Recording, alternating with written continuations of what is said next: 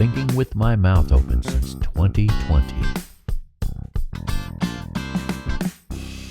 Greetings and salutations. Welcome to another episode of Coffee, the Bible and Paige. I am Paige, your caffeine-imbued host. Here's my caffeine. In the beginning, coffee. And lo, it was very good. Well, today we pick up the story of Ruth. We're in chapter 2. We're going to begin with verse 19, where it says, her mother-in-law asked her, "Where did you glean today? Where did you work? Blessed be the man who took notice of you." Well, I can't help but imagine, with all that they've gone through, I can't imagine the surprise in Naomi's face when she saw how much Ruth had gathered that day. Ruth had come home with enough grain, an ephah, 30 pounds.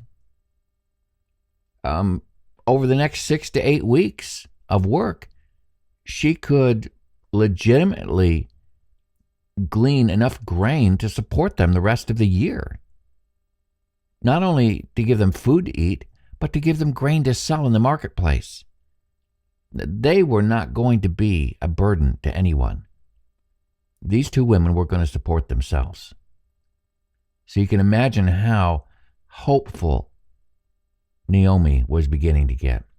Then Ruth told her mother-in-law about the one whose place she'd been working. The name of the man I worked with today is Boaz, she said. "So the Lord bless him," Naomi said. Naomi said to her daughter-in-law, "He hasn't stopped showing kindness to the living and the dead." Now, that tells me that she knows about Boaz. Like, she knows who he is. She added, "That man is our close relative. He is one of our guardian redeemers." Other translation called it a kinsman redeemer. Now, the kinsman redeemer was a near relative who was responsible for protecting the interests of needy members of the extended family. For example, his role might be to provide an heir to a widow, to redeem land that a poor relative had sold outside the family, to redeem a relative who had been sold into slavery, or to avenge the killing of a relative. I can almost see the hope rekindled in Naomi's heart. Whew.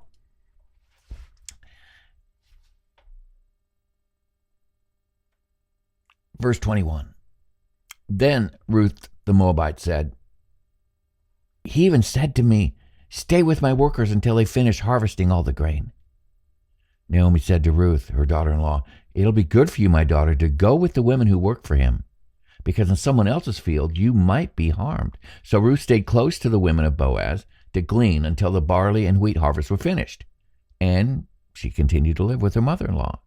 One day, chapter 3, Ruth's mother-in-law Naomi said to her, "My daughter, I must find a home for you where you will be well provided for. Now Boaz, with whose women you've worked, is a relative of ours. Tonight he will be winnowing barley on the threshing floor." Now see, in the threshing season, it was customary for the landowner and his men to spend the night near the threshing floor to protect their grain from theft. Naomi continues, "Wash, put on perfume, get dressed in your best clothes. Then go down to the threshing floor, but don't let him know you're there until he has finished eating and drinking. When he lies down, note the place where he's lying. Then go and uncover his feet and lie down. He will tell you what to do." "I'll do whatever you say," Ruth said. So she went down to the threshing floor and did everything her mother-in-law told her to do. Now, this threshing floor, it was a cleared area where grain was crushed or torn to separate the chaff from the grain. The harvest was then winnowed or thrown into the air for the wind to blow away the chaff and let the grains fall directly to the ground.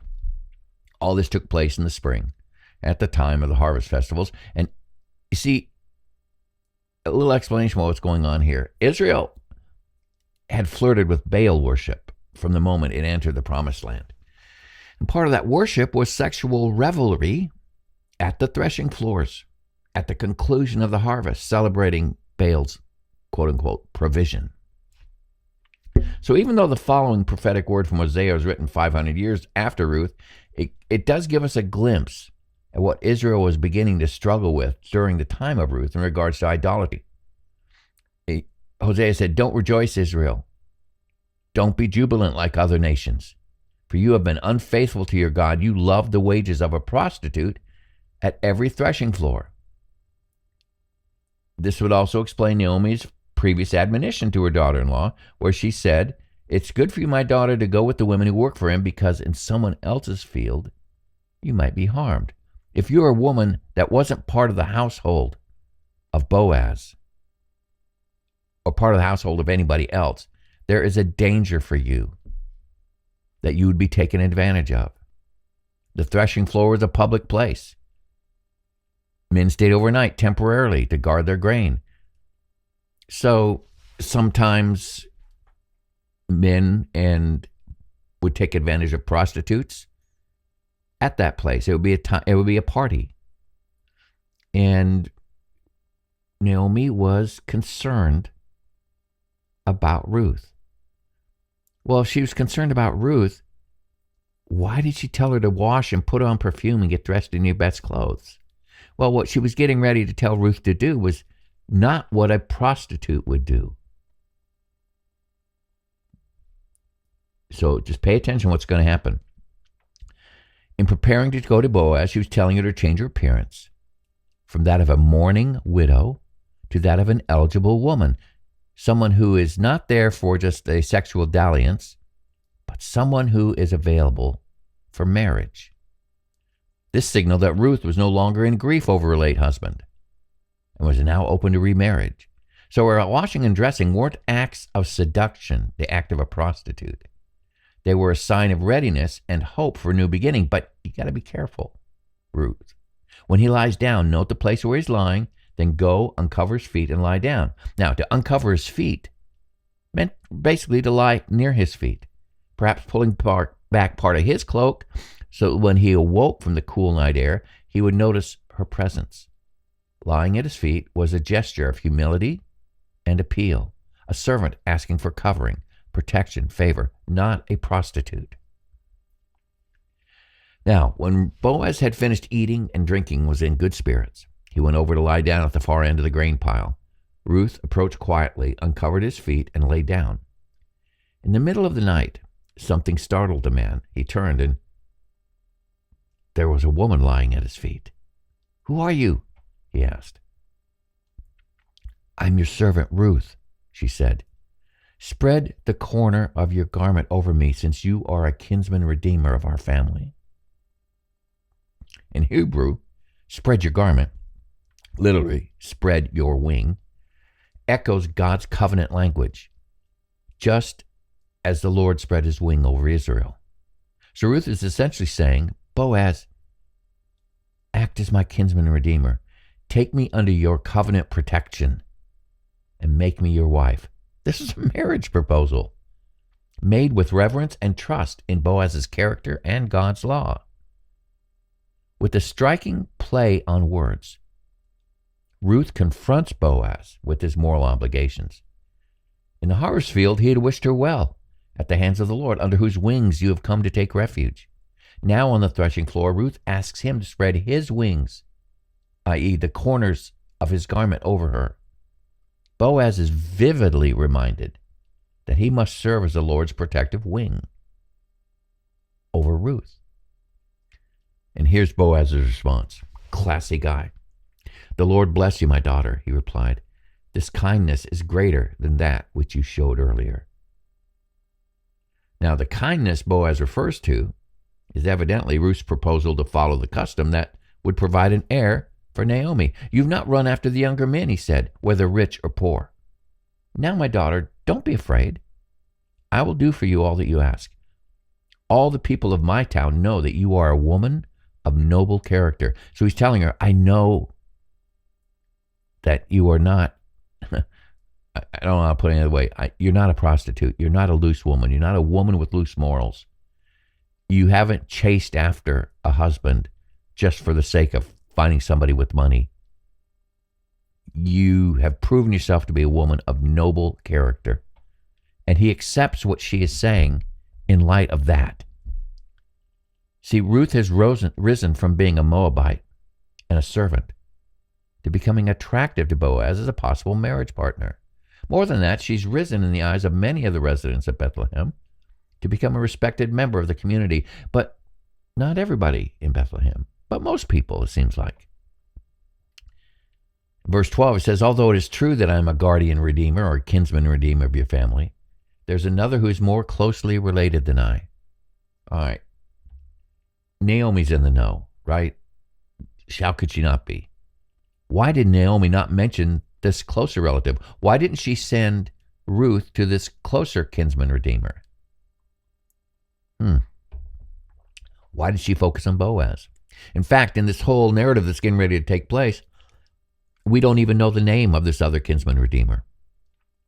See, under the Mosaic law, a kinsman redeemer was a male relative who could, again, redeem family land, redeem a relative sold into servitude, or marry a widow to raise offspring in her deceased husband's name so that that family could retain its property. So when Naomi heard that Boaz was a kinsman, she recognized a possible means of redemption, not just for the family's land, but for Ruth and her own future by extension. There were indeed kinsman redeemers closer in blood relation to Elimelech, but Naomi focuses on Boaz for several possible reasons: his character and his reputation. She was excited. She was glad to find out that Ruth was gleaning in Boaz's field. She already knew his reputation as a man of standing. In Hebrew, that word means noble, strong, worthy. Ruth had experienced firsthand his kindness, generosity, and moral integrity. He didn't take advantage of Ruth. Naomi could see God's hand in this encounter. This was not a coincidence, but providence. I have grown into this attitude, meaning I've come to see in my life this attitude that Naomi is demonstrating here. I'm convinced that every time an unusual event occurs in my life, no matter whether it's whatever the purpose of the encounter is something bad that happens, is it something good that happens, whenever something unusual comes out of left field, I see it as God moving the chess pieces around in my life. That's how Naomi views the quote-unquote coincidence of the fact that Boaz, a kinsman redeemer, just happens to own the field that Ruth started working in. Boaz had already shown covenant faithfulness toward Ruth and Naomi. Naomi recognized that this kind of man was a sort of redeemer who would not just fulfill the law's duty, but would do so with love and compassion. She is really looking out for this Moabite daughter-in-law of hers. Now, after Ruth's first encounter with Boaz, do you remember? Naomi exclaimed, "The Lord bless him. He hasn't stopped showing kindness to the living and the dead. That man's our close relative. He's one of our guardian redeemers, kinsman redeemers." Notice Naomi's shift in tone from bitterness, "The Lord has dealt bitterly with me," to hope. She sees Boaz's kindness as evidence that God has not abandoned them. God is moving the chess pieces in their lives. Her focus on Boaz, therefore, is faith-driven. She sees God's redemptive plan unfolding through this particular man. Now, Naomi might have known the closer relative, which we're going to hear from in a minute, but recognize that approaching him directly would be fruitless or perhaps even humiliating. This is an important point. As we'll see later, when Boaz deals directly with this other guardian redeemer, the underlying motivation for redeeming this situation with Naomi and Ruth is vastly different between Boaz and this other redeemer. Boaz, however, had already demonstrated a heart that was inclined towards them. Naomi's plan to send Ruth to the threshing floor was not manipulative. It was strategic and full of faith, responding to God's work, to God's moving the chess pieces around in their life. She was trusting Boaz to act honorably within the law. And sure enough, Boaz does just that. He doesn't act secretly, but publicly approaches the nearer kinsman at the city gate. We're going to see that in a second. giving him the chance to redeem. When that man declines, Boaz immediately steps forward, fulfilling Naomi's hope. We'll see how that plays out later, but that's the gist of it. Boaz tells Ruth, stay here for the night, and in the morning, if he wants to do his duty as your guardian redeemer, good. Let him redeem you. But if he's not willing, as surely as the Lord lives, I will do it. Lie here until morning. So Boaz commits himself by oath to redeem the family property and to arrange Ruth's honorable marriage, whether it be through him or this other kinsman redeemer. So, verse 14, she laid his feet until morning, but got up before anyone could be recognized. And he said, no one must know that a woman came to the threshing floor. Again, he's guarding her reputation. He also said, bring me the shawl you're wearing, hold it out. When she did so, he poured into it 6 measures of barley and placed the bundle on her. Then he went back to town. When Ruth came to her mother-in-law, Naomi asked, how did it go, my daughter? She told her everything Boaz had done for her and added, he gave me these 6 measures of barley, saying, don't go back to your mother-in-law empty-handed.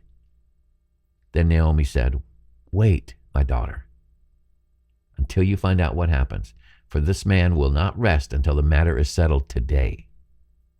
Now, there may be a significant enough difference in the character between that of Boaz and this other potential kinsman redeemer to have pulled Naomi to Boaz as a more proper caretaker of Ruth. Another example of the wisdom of Naomi, who, in the midst of her sorrow, is not paralyzed by her grief and bitterness. She applies herself to minister to the needs of another. Naomi's becoming a hero of mine, an example of dealing with life-crushing events by focusing outwards on someone else, in this case, Ruth. Hope seems to rise within this older woman, an active, trusting hope. She's demonstrating what it means to wait upon the Lord. Isaiah says, but those who wait or hope in the Lord will renew their strength. They will soar on wings like eagles. They will run and not grow weary. They will walk and not be faint. The word translated wait or hope is not a passive resignation of just sitting down on your hands waiting for something to happen, see what's going to come next. No. It's an expectant trust, confidence that God's at work. His outcome will be good. Such waiting does not attempt to manipulate circumstances or force results. It rests in faith, acknowledging that the Lord is moving behind the scenes. Naomi models this beautifully. She does not interfere or scheme, but instead releases the matter into God's hands, trusting that his purposes through Boaz will unfold exactly as they should. She just didn't stand around. She participated as much as she could with what she saw God doing. Now, there are times in our lives when events that are totally out of our control threaten to overwhelm us. Those are the times that we must lean into this waiting on the Lord process. When there's something to do, do it. When there's nothing to do, wait and hope on the Lord. Chapter 4. Meanwhile, Boaz went up to the town gate and sat down there just as the guardian redeemer he had mentioned came along. Boaz said, come over here, my friend, and sit down. So he went over and sat down. Boaz took 10 of the elders of the town and said, sit here, and they did so. Then he said to the guardian redeemer, Naomi, who has come back from Moab, is selling the piece of land that belonged to our relative Elimelech. I thought I should bring the matter to your attention and suggest that you buy it in the presence of those seated here and in the presence of the elders of my people. If you will redeem it, do so. But if you will not, tell me, so I will know, for no one has a right to do it except you, and I am next in line. I will redeem it, he said. Then Boaz said, on the day you buy the land from Naomi, you also acquire Ruth the Moabite, the dead man's widow, in order to maintain the name of the dead with his property. Now at this, the guardian redeemer said, then I cannot redeem it because I might endanger my own estate. You redeem it yourself. I cannot do it. This closer kinsman redeemer is very willing to buy Elimelech's property from Naomi until the topic of Ruth comes up. When Boaz mentions that marriage to Ruth and fathering a child in Elimelech's name is also involved, this other redeemer backs away. Now, it's possible that he fears that if he has a son by her, and that's the only son that he's able to produce, that his property will transfer to the family of Elimelech and out of his. I'm not sure I totally buy this as his reason for backing out. The very same situation exists for Boaz. If he fathers an heir through Ruth and he's the only male heir, then everything that's in Boaz's name would go to him. Same thing exists for him that did for this other kinsman redeemer. This other guy was all in until Ruth came into the picture. Is it possible that he had problems with having a child with a Moabite woman? In my eyes, the different attitudes between the kinsman redeemer and Boaz is that Boaz is focusing on the needs of Naomi and Ruth, providing for them, securing their place, whereas the other is basing his decision purely on property and inheritance, monetary value perhaps. This relative's refusal to assume the guardian redeemer's role highlights the kindness and generosity of Boaz towards the two widows, and also highlights, in my opinion, what would always be a continuing problem for Ruth. She was a Moabite living in Israel. Not everyone would look upon her favorably. It's just the way of the world. Continuing in verse 7 of chapter 4. Now, in earlier times in Israel, for the redemption and transfer of property to become final, one party took off his sandal and gave it to the other.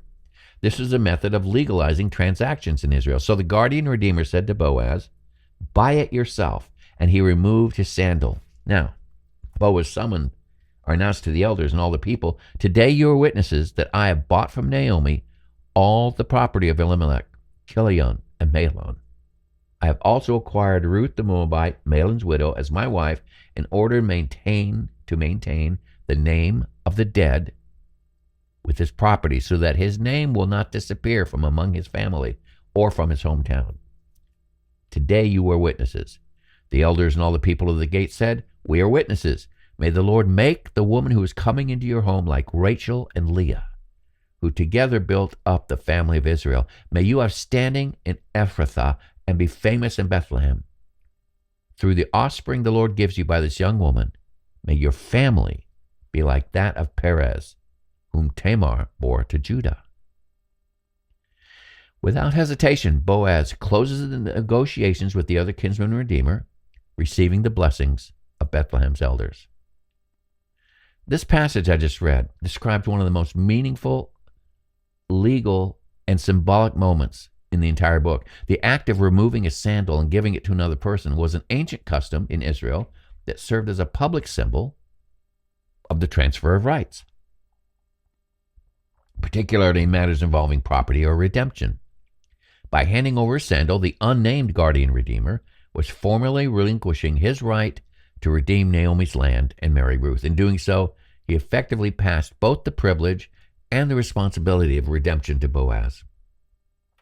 This act was witnessed publicly at the city gate, which functioned as a local court, ensuring the transaction was legally binding and acknowledged by the elders of the community. The symbolism of the sandal is deeply rooted in the idea of walking in ownership. Wherever one's foot tread, that ground could represent your domain or your inheritance. By giving up his sandal, the nearer kinsman was symbolically saying, "I give up my claim to this land. You may now walk in my place." It was a visible and tangible way to show that redemption had changed hands. This is significant because it shows how seriously the Israelites took the covenantal laws of redemption and family preservation set forth in the Mosaic Law. Boaz's announcement before the elders is equally important. He made clear that his act of redemption was not only a property transaction, but also a spiritual and covenantal act of love and faithfulness. By marrying Ruth, he was ensuring that the name of her late husband, Mahlon, would not be erased from Israel's family records. This concern for the preservation of that family's lineage reflects God's heart for restoration legacy and the continuation of his promises through family lines. The elder's blessing in verses 11 through 12 ties Ruth and Boaz's story to the broader history of Israel. They invoke Rachel and Leah, the matriarchs who built up the nation of Israel, expressing their hope that Ruth, a Moabite outsider, that's not unimportant here, would likewise become a vital part of God's covenant people. And she did. She became an ancestress of Jesus, the Messiah. They also mention Perez, the son born to Tamar and Judah, a story marked by its own unconventional redemption and continuation of a family line. By referencing Perez, the people connect Ruth's redemption to the ongoing pattern of God's grace working through unexpected people and circumstances. Ultimately, this moment signifies more than a simple legal exchange. It represents the culmination of God's providence and the faithfulness of Ruth and Boaz. From loss and bitterness, Naomi's family is restored. From Ruth's foreign origins, a future lineage is secured, one that would ultimately lead to King David and generations later to Jesus Christ, the ultimate Redeemer. The sandal, the witnesses, the blessings, all these together proclaim that redemption is not just a human arrangement, but a divine act woven into the unfolding plan of salvation. Whew, that's a good place to stop. Wow, what a story. Out of one of the most crushing periods of her life, I'm sure, Naomi is witnessing the redemption work of God in their lives. When she came back to Bethlehem, she had nothing. She had no hope. Well, she was bitter. I won't say she had no hope because she expressed it in God. She expressed the fact that even though she felt hopeless, she laid it at the feet of God, basically telling him, it's up to you to make something out of this. I'm without my husband. I'm without my sons. I am without grandchildren. I have a Moabite woman under my care. It's up to you to make something of this. And God does. He takes something that was, I don't know another word for it, looking hopeless, and brings hope. He takes circumstances that to everybody that's observing seems hopeless. And he brings in victory. He brings in provision. He demonstrates his love and his care. And he gives Naomi wisdom in the midst of all of this stuff that she's dealing with. He grants her the wisdom to navigate the circumstances that are showing up. Ruth starts to glean in Boaz's field. Coincidence? From the outside, it might look like it. But the truth of the matter is, God is moving the chess pieces. God can take the most horrific circumstances. Losing your husband and both of your sons is horrific. Living in a land that does not like you, like Naomi living in Moab, that's not good. And then she comes back to Israel, back to Bethlehem, but she brings a Moabite woman with her. And that Moabite woman faces the possibility that she might experience the hostility in Bethlehem that her mother-in-law might have probably experienced in Moab. I mean, there's a lot of things going against Ruth and Naomi. But God, being God, brings it all to the good. God will work all things to the good for those who are his called out ones. That's what Paul says in Romans. And that's what we see with Ruth and Naomi. Good place to stop. God's blessings to you. Have a wonderful day. Bye-bye. This is Paige, and I am out of here.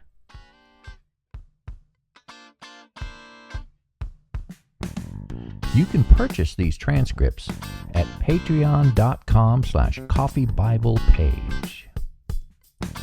And then there's my website, coffeeBiblePage.com, where you can find all of my podcasts.